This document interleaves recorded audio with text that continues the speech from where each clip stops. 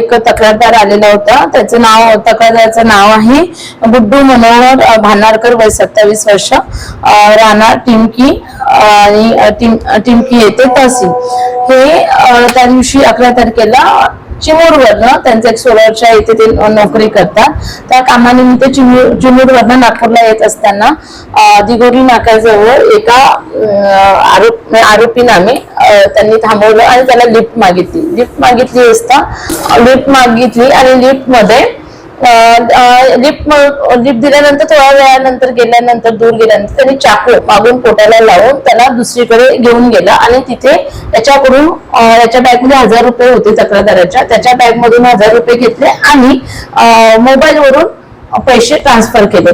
तर आणि त्याला मारहाण वगैरे केली आणि मग त्याला सोडून दिलं.